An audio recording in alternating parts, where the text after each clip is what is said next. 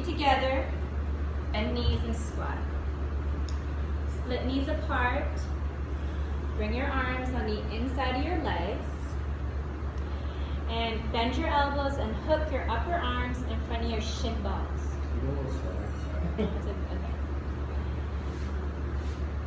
Place your hands shoulder width distance apart.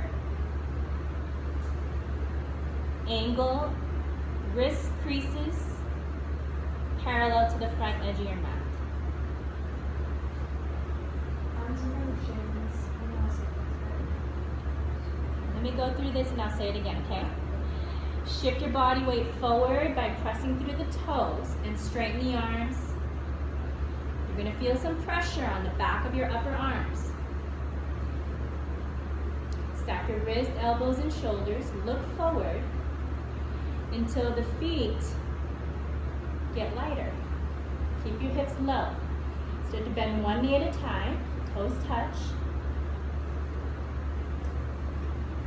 And optional to try to engage more, pop up the spine.